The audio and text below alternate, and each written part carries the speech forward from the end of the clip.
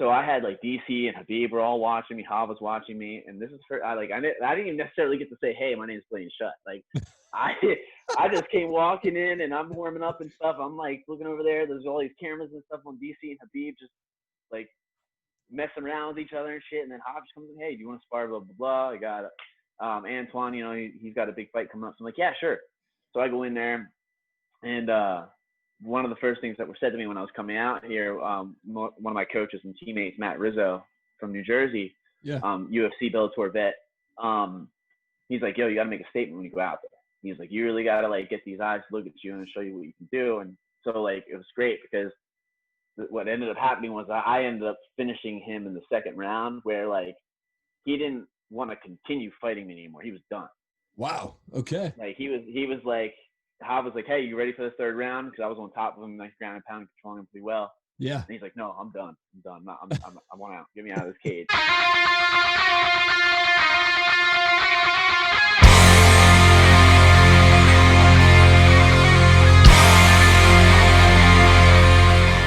Blaine, you're a father. You're the Art of War Flyweight Champion, CES Flyweight Champion, and coach. So much more, man. Thank you so much for taking the time. I appreciate it. Absolutely, brother. I'm excited to be here. Dude, I'd like to go back a bit. Where did you grow up, and what was childhood like for you, man? Childhood was kind of rough. I mean, I definitely didn't have it like the worst. Gotcha. But like I was the product of a very bad divorce at a young age between 6 siblings. Then like it's just the torment of growing up. It seemed like I was the black sheep of the family. So I ultimately feel like I got the short end of the stick a lot. So I started to rebel and form into being not the best child and doing some bad things, wrong things. That just kind of like trickled into some worse stuff as I got older. Yeah, so like childhood was a little rough for me. I definitely look back on it now, and I don't regret any of it because it made me the guy I am today. I definitely regret decisions I made. Sure. I just don't think that I had it worse enough to the fact that like I would sit there and be like, yeah, if this wouldn't have been like that, I would have been a completely different person because I absolutely love who I am. Yeah. Yeah. They don't. Yeah. Man, absolutely. I think like, you know, I'm a big fan of Ed Milet and Tony Robbins, and both those guys kind of say something similar, but like, you know, life happens for us, not to us, man. Yeah. And that's kind of how we are. And, you know, I kind of had probably a similar background or, you know, grew up in, you know, divorced family, things like that, man. And, you know, obviously not compared, but man, yeah, I kind of came from that. And I look at it and go, man, I could have made some different decisions back then, but I don't regret it, man. Cause it's who I made it, you know, it's what made me who I am. Yep. Very true. Very true. So how did you get into this whole MMA thing, man? Well, funny, my MMA career is kind of funny because, like, I didn't even know the damn thing existed. I didn't even know it was a real thing until 2010. Okay. So I wrestled my whole life. Nice. Everybody knows that. So the most thing I knew, like, outside of wrestling was just other disciplines. You know, like, I had an uncle who was, like, a third-degree black belt in Taekwondo. Gotcha. I had a couple of friends that did Jiu Jitsu that thought that they were tough shit, try to come into the wrestling room and wrestle with me, and then I'd slam them on their heads, and then all of a sudden I'm losing consciousness, not knowing what the fuck. So, so I actually ended up getting, like, introduced to a plethora of different disciplines at a younger age. I mean, I never, like, truly committed to anything. But I at least sat there and dabbled in some shit where, like, there was one time I went to my uncle's 16th birthday party, and all his Taekwondo friends were there. And I'm like, he was 3-4 years older than me. So I was like 12 at the time. And all these guys were apparently badass Taekwondo guys, already black belts at that age and stuff like that. And we had like a little tournament for his birthday downstairs in the basement of his house. And I remember I was like, all right, cool. There was this one kid there that I didn't really like. I can't remember what his name was, but he was like an asshole towards me and like bullied me a little bit while I was there thinking he was all this. So me and him got paired up and we went at it. Okay. So, and I actually brawled with him, you know, like I was whooping his ass from what I can remember. Yeah. And then all of a sudden he just got me with this beautiful fucking changeover kick and just crashed my nose. Blood was everywhere. And that was the only hit he got, but that's all he needed apparently to beat me. Yeah. So I ended up losing that, and like, so that's pretty much my extent into the whole Taekwondo thing. Then I really got somewhat invested in Jiu Jitsu, no-gi. So I technically call it submission wrestling in my personal opinion. Sure. Which I think that there's a huge difference in submission wrestling, no-gi, and gi Jiu Jitsu. Okay. My personal opinion with submission wrestling, it's way more dominant, it's way more aggressive, it's way more searching for the submission, and instead of the whole passive and no-gi and self-defenseness of jiu-jitsu. Yeah. So I got into that roughly into like middle school, where I actually used to go to the YMCA and like train it periodically with a couple of other wrestlers to add to our game, you know, just to learn some little cheap, dirty wrestling shit we could do on our own. Yeah. So that actually took off for me. I actually thoroughly enjoyed being able to use the dominance and love that I have of wrestling into like straight up putting somebody out. You know, I can bear hug somebody into a submission, but there's a different feeling in completely bear hugging somebody into passing out. Right. So yeah. So I loved it. It just meshed. I know a lot of wrestlers actually had a huge issue transitioning from the wrestling to jiu-jitsu or jiu-jitsu and wrestling, whichever. For me, it just molded perfectly. Nice. I love it. That's awesome. So, I mean, what fuels you to be successful in the MMA side and in life, man? Shit. I mean, life in general, my personal opinion, is discipline. Like, yeah. I mean, you have to have discipline to get up every morning. You have to have discipline to get your ass to work on time. You have to have discipline to pay your bills, you know. And I have to give credit to where I got my discipline from was from wrestling, you know. Yeah. The discipline of cutting weight, the discipline of training hard, all the blood, sweat, and tears that you put into something like that, the commitment that I put into it. I have not had anything in my life really reflect more on real life than what my wrestling has done for me my whole life. Yeah, man, that's awesome. And you've trained with some bad dudes from DC to Khabib and so many others, man. How much confidence does that give you having trained with those guys before you step into the cage? It's really cool. I mean, like the first time I went out there, I mean, I've only been out there 4 trips now, so I don't necessarily what's the word I'm looking for? I can't think of the word. I don't think that I'm like truly part of the fight team there yet. Sure. I'm working on it. So like I said, I've only been there a few times, but I've had the privilege of actually going to DC's house, training with him individually while he was getting ready for his last fight. Unfortunately, That didn't fall out right the way I wish it would have. Getting to train with Khabib, like in his small seclusion area before the whole COVID thing like hit, you know. Yeah. You know, like I was blessed with a lot of opportunities, and I mean, even before then, when it comes to like the whole wrestling aspect of it, with running my own wrestling team, Team Shutt Wrestling.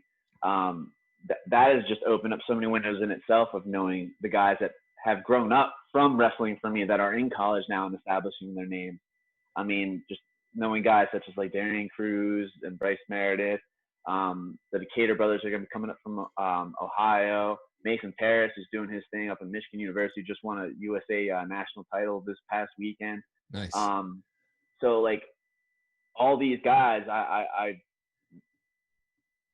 formed a bond with throughout my wrestling career. Again, so just wrestling has just outletted so much stuff for me. Because if it wasn't for me wrestling, I wouldn't have any of these branches or anything that I have.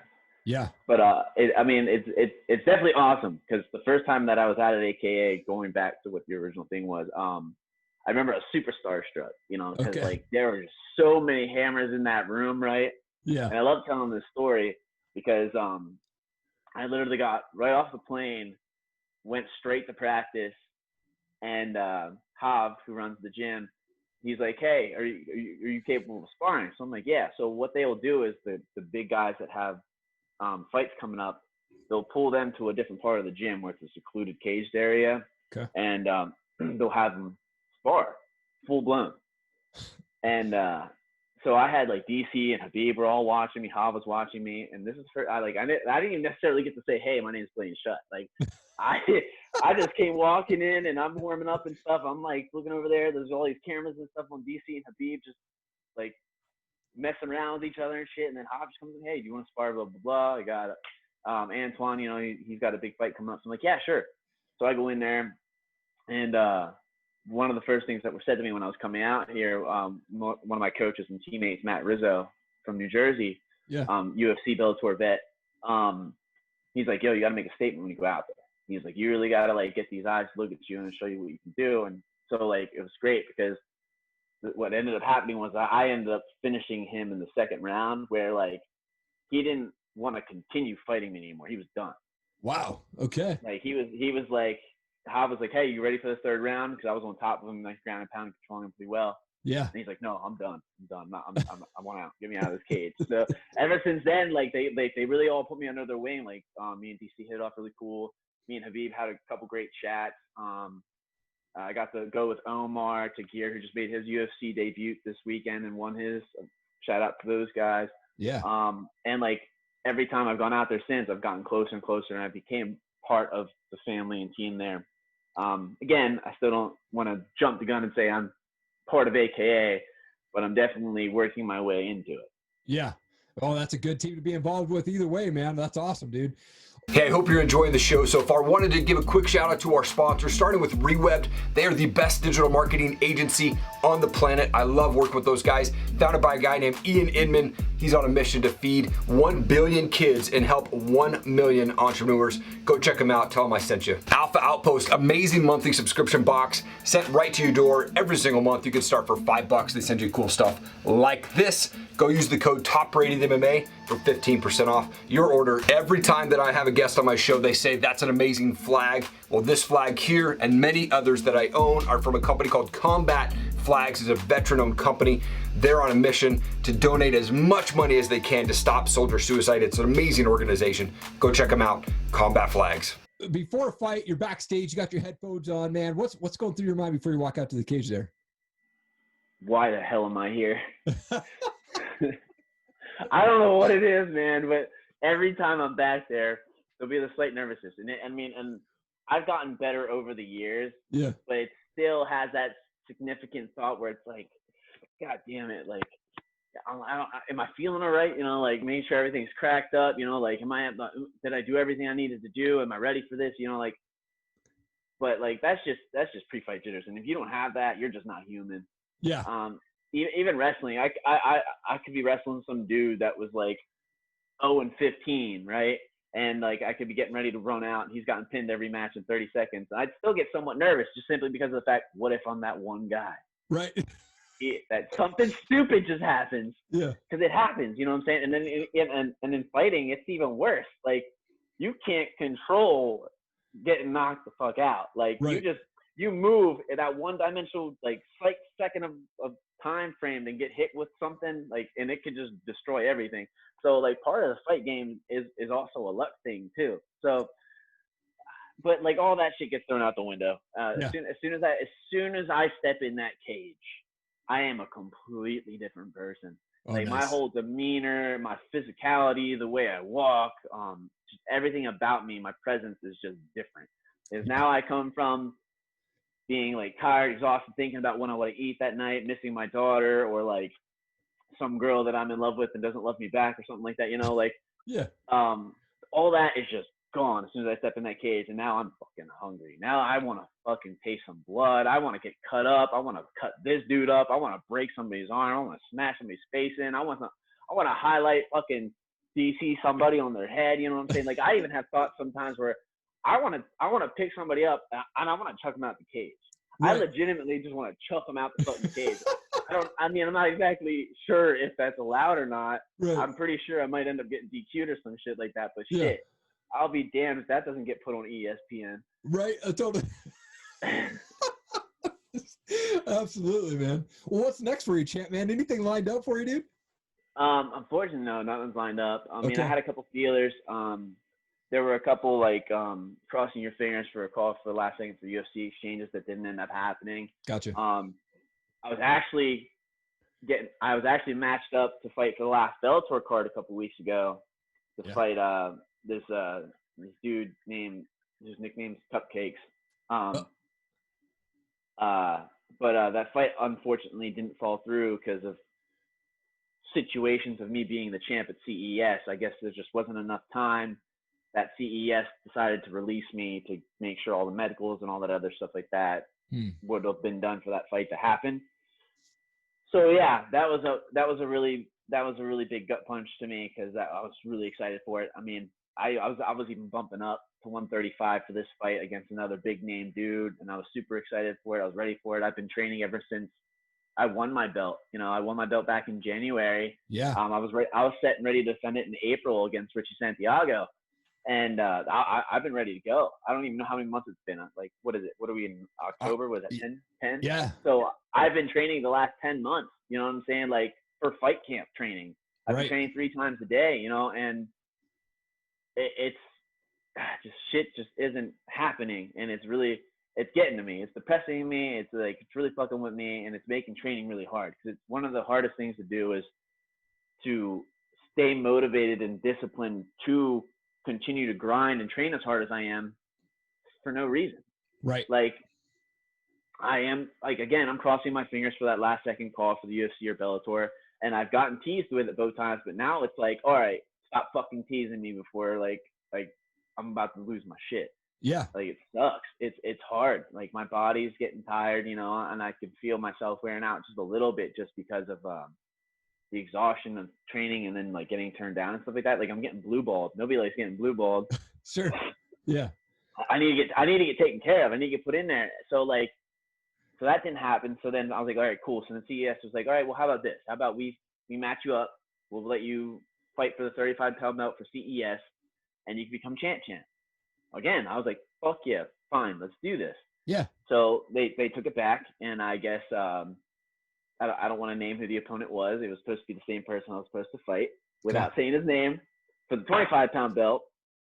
But I guess we initially didn't get to have it at 25 on this card that they're having this Wednesday, right? Because he didn't want to make 25. So then they even offered him at 35, like they said, and he still turned it down. So, okay, that's fine. So other than that, I didn't hear anything else. I know that there was remnants or growling or whatever the hell about me and that Cupcakes guy fighting at 135 for CES, but like, no, because Bellator has that on their list to match us up again. Right. At least that's what I'm being told. Yeah. Yeah. So if Bellator is interested in that fight, I'm absolutely not going to take it at CES or anywhere else, because I'm not taking that off of Bellator's plate to get me in the Bellator. Let alone, I'm getting to get paid way more than I would taking that fight right now for CES. So like, it just didn't make any sense to me. And I was like, no, I'll wait for fucking Bellator to hit me up again, but you're not going to take that from me again. Yeah. Because it got borderline to the point where like I was sitting there and I'm getting frustrated. I'm like, do I need to vacate my title? Like, what the fuck? Because like, why am I not getting a fight? Why can't I fight? Well, like, why did you stop this fight? Right. Because I was getting mixed things. I mean, like, I was getting fifth party because like the guys at New England MMA were trying to help me. Lars and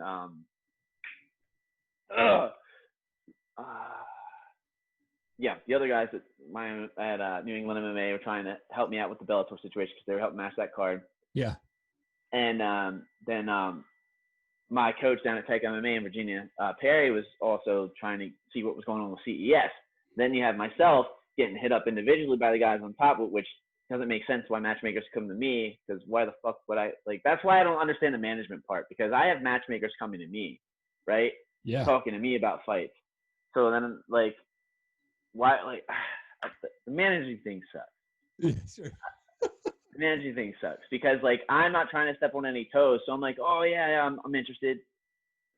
But go talk to this person. And then something like just, I don't hear nothing back, whatever the fuck, from either side of anything. So then I end up reaching out, but then they talk back to me, you know? So it's like, yeah, it's frustrating. Cause I've actually gotten hit up by, Tarza just hit me up yesterday. Okay. They have a show in Brazil in like a week or two, but I don't have a passport. Otherwise, I was all about it. Right. Like I said, other than the Bellator situation, stuff like that, CFFC offered me another title shot for their 25 belt again. But obviously, me being the champ CES, that's really stepping toes there. Right. So that's not something. But like, yeah. So I understand the whole COVID situation, whatever. So like, I understand that CES probably doesn't have the funds to like bring me out. You know, like, sure. Even though I'm only in PA, I technically could drive, but like, it's still like, I don't fight for fucking free. So I guess a lot of the guys that are fighting on their show are actually taking huge pay cuts. And I don't think I would have done that, you know, cause I have a house to pay for. I have a kid to take care of. And yeah, I'm not about to go take a week off of work, then 2 weeks off of work for quarantining to make $500. Right. Yeah. Does make sense. But I'm still super pissed because they screwed me out of making $20K from fucking Bellator. Right. So I was so excited about that Bellator call. Like, that crushed me. I'm praying because like they actually did reach back out again, and there's a possible opportunity for me back in Bellator in December. Okay. They're giving my name out to some dude. I think his first name's like Cass. I don't remember what the last name was. It was like CASS. Okay. So that's a possibility. They're giving me his name to fight at 135 again. I'll bump up because it's Bellator. I'll bump up for Bellator big paydays, absolutely. But I'm not going to bump up for no fucking more money or for a lost cause. Right. So hopefully that happens. I'm hoping that dude's not a fucking pussy. I mean, I've already got offered a fight. I got offered a fight for LFA to bump up to 145. LFA offered me a 145-pound fight. I got this 2 days ago. From the guys at Fightbook. Yeah. He hit me up and he said, "Hey, can you go 45?" I'm like, "Well, I'm walking around at 33, but you know what? Fuck it. Yeah, I want to fight." And he sent me the dude's name. I'm like, I'm all about it. The guy I think was 5-0, but he fought. I think his combined opponent record was like 5-27. And so like, yeah, fuck it, I'm all about it. Guy turns down to fight with me. He's a 145 pounder. I'm a 125 pounder. No way. Turns down the fight with me. What? So like, it's frustrating. I know I'm good, but like, I didn't know I was at that level where guys were afraid to fight me. Right.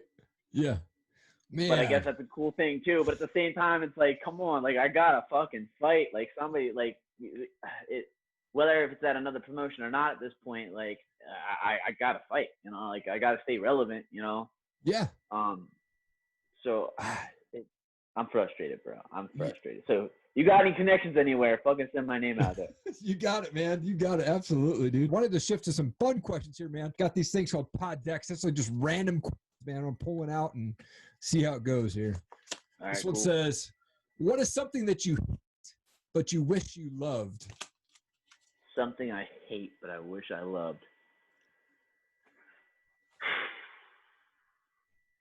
Damn, that's tough. Something I hate but I wish I loved. I guess watching the UFC. Okay. To keep it relevant to what I do, I don't watch the UFC much. Like unless it's somebody that I know. I don't want to say it's boring. Yeah. But like the guys that they teeter to are obviously the heavier guys. Right. And I'm just not. Dude, they're not as technical as us little guys. They're not as fun to watch. They're not as fast. They're not as sporadic. Like, yeah, like you have your like heavy hit and cool knockouts and kicks and shit like that. But like that's one thing. Yeah. I want to see some freaking sick ass transitions or like, dude, this guy flipped out of this and did that and like chain wrestling and some shit. Like so that's what I think. Because everybody asks me all the time. They're like, "Are you watching the fight tonight?" Well, I'm like, shit, who's fighting? Right. Yeah, like so like you're a professional fighter, blah, blah, blah, and you don't know who's fighting. I was like, dude, like I only watch UFC if it's somebody I know or somebody that I like to watch, like Dominic Cruz or TJ Dillashaw. Yeah. Other than that, I don't even watch it. Right. Okay. So when you're not fighting, you're not training, what are you doing for fun, man? Training. Okay. I mean, even like straight up, pretty much. I mean, every day, you know, I'm training 2-3 times a day. You know, Wow. I wake up in the morning. I work part-time at FedEx. So I wake up at 6. I start work at 6 a.m. in the morning. Nice. I get off at 11, 12 o'clock. I go to my strength conditioning. And as soon as I get done with my strength conditioning, at Tim's personal training, Homelstown, there's my shout out plug. Yeah. Then I go straight to my boxing. Well, I lied. I pick up my daughter. Then I go straight to my boxing at Manny Rose Boxing. And I'm there for the next 3-4 hours of my daughter training. And then I come home and I relax. Now, normally, when I'm done with that, my daughter gets picked up roughly around like 6 o'clock at night. I would leave and go to my MMA or Jiu Jitsu practice at night, which would be at Moser's Mat Club. But I recently, like a month ago, like lost one of my vehicles, whatever. The engine blew in my fucking Volkswagen Jetta. What a surprise. So I don't have a vehicle to drive all the way out there because it's an hour commute and then an hour back. Gotcha. So that has been suffering a little bit. I mean, I still get it in at my own small spots and whatnot and so on and so forth, but I haven't been able to travel like I normally do. Like I would go train with Matt Rizzo in Philadelphia or in New Jersey and stuff like that, or like the other places.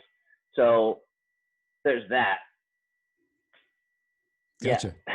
Right on, dude. No. 2 more questions for you. What's your favorite band for you, or favorite type of music you like to listen to? Oh, my favorite band. All right, so my favorite band at the moment, it would be Dead American. So the lead singer of that, Cove Reber, he was actually the old singer from a band called Seosin, which Seosin was one of my favorite bands growing up listening to. Yeah. And then he ended up getting kicked out, and then Anthony Green, who was the original Seosin singer, came back, and I actually had the privilege of actually meeting Cove and talking with him a couple times and stuff like that as he started his new Dead American band and everything. And I actually went and got to see him live, and I actually hung out with him and the band and stuff like that. So I walked out to a couple of his songs. So Dead American, check them out. They're shit. Cove, Matty, the rest of the guys, they're cool ass dudes. Hardcore rock, you know, you gotta love it. You gotta love it. Absolutely. Last question for you, man. What's your favorite part about being a dad? Oh, everything, dude. Everything from the cuddles to wanting to chuck her out of a window, you know. It's awesome, you know, like I other than like what you hear about the concept of loving your spouse would be, it's like that plus 50 for a kid, because it's like at the same time you want to like punch them in the face sometimes because they don't stop. But it just, you kind of like sit there and you chuckle about how badly you want to hit them so bad, but they're so damn cute. And then they come up and just like hug your leg or something like that, and your mood completely changes. Yeah, it's insane. Yeah, it's insane. I love being a dad. It's the best thing that's ever happened to me. I mean, especially like my daughter comes and trains with me every day. Wow. So not only did I get to be a present dad, you know, like I'm a full-time dad, just like I am. I mean, me and her mother are not together, so I am a single dad, but I'm also still a full-time dad. I'm with my daughter every single day. I make sure I see her as much as possible, and she spends a lot of time with me. So she'll even come and train with me. So I got to watch the development of everything, you know, from the crawling to the standing to the walking to the jibber jabbers to the talking to an actual word to sentences. So she'll actually be 3 on November 30th. So time's just flying. So the best thing that I've been out of the whole situation is when she actually comes and trains with me. So I'll be hitting the bag and stuff like that and doing my boxing and stuff. She picks it up. She'll come up to the bag next to me and put some gloves on the wrong hands and start hitting the bag. Yeah. And she'll even go as far as she'll like exhale on every time she'll punch it. So she'll go. So she's punching. She'll hold mitts for me. She'll hold Tide pads for me. She wants me to hold for her, and it's just great. I love watching the development of her because she is going to be a badass when she gets older. Like, I'm going to get a call from the principal at some point in time in her career saying that she punched some dude in the face, and I'm gonna say, well, the kid shouldn't have touched it. Right? Yeah, totally. Blaine, I also wanted to give you an opportunity to give a shout out to coaches, teammates, sponsors, man, anything like that, dude. The camera's all yours, man. Oh man. So obviously I gotta shout out my coaches, Manny Rose Boxing. Actually, Manny Rose Boxing and daycare, because while I'm doing most of my stuff there, he's chasing my daughter around on top of yelling at me. Yeah. And he actually has his own little daughter too. It's around the same age as my daughter, so it's really awesome getting them to train together. Oh, nice. My sponsors, Elite Energy, Dependable Solutions, Conquer CBD oils. Those guys have been with me and helped me out from the beginning of my fight career. Great guys, Derek and Josh and them. Off the top, crap, I wish I had my sponsor shorts with me right now because I know I'm gonna forget a couple people. But teammates and other Matt Rizzo, I gave a shout out a couple times. Everybody at AKA, DC, all those guys, Hob, the Luna family, always for hosting me every time I go out there. Shout out to the chick I'm in love with but doesn't like me back. That's awesome. You know, would you say that's awesome? Yeah.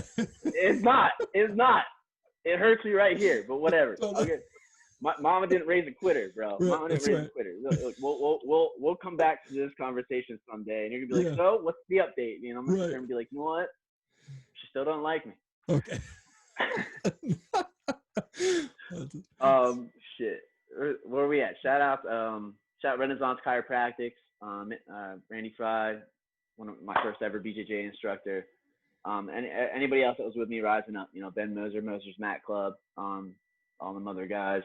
Sorry if I forgot your name, or like everything right off the top of my head right now, because when I get pulled in the spot, I tend to forget some stuff. But thank you so much for having me on, man. I really appreciate it. Dude, Blaine, such an honor to have you on my show, man. I'm excited to see you back in the cage. Hopefully get the big call from Bellator or UFC very soon. Would be awesome to see you back in the cage, man. And thank you again for taking the time, man. I really appreciate it.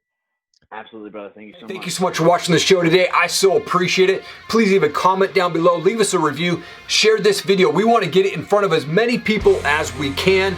I'm going to continue to bring on the best guests possible and the best up-and-coming fighters, real stories. Thank you so much for checking it out. Have an awesome day.